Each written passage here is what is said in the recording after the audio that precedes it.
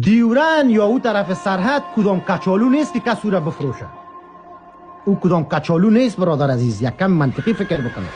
اگر میگی فروخته مرا سند، خودتان میفهمین که بریتانیا انگلیس اون زمان حاکم بود، امپراتور بود و بالاخره فشار آورد عوض از اینکه تمام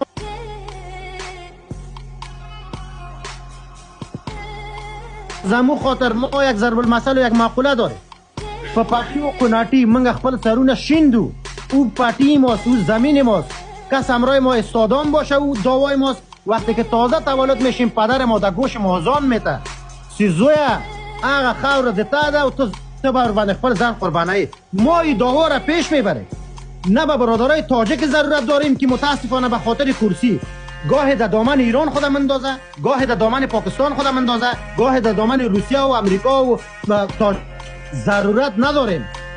این داوای ماست، خاک ماست و کشور ماست. و اگر تو میگی که این کشور توست افغانستان، پس در کجای افغانستان است؟ نه در سیاست افغانستان هستی، نه در اقتصاد افغانستان هستی، نه در جغرافی افغانستان هستی. چرا نالش داریم به خاطر ما؟ به خاطر آقای منصور چرا کلت نالش داریم؟ آقای پولاد مایکتان بسته میشه و واز میشه، نمیفهم چرا. همین مردم ها ما را نمیمانند صحبت بکنم، از پایان زنگ میزنن. اجازه بتین، اجازه بتین. برادر گرامی من، حد خود بشناس. در سویچای بالا خودت صحبت نکن.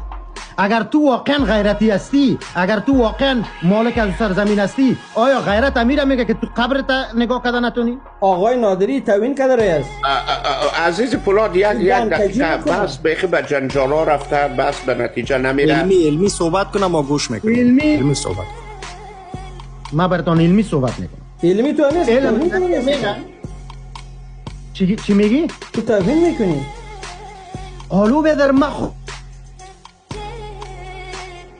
کجاش دروغ است که متوین کس داو زده که شما وره؟ فولاد وقتتان تمام است بزرگوار. تخریش در بایک مایک محمد رایانی مردم بخورا. محمد رایان مداخله گپ میزنن در مایک ما و خطا میشن این مردم.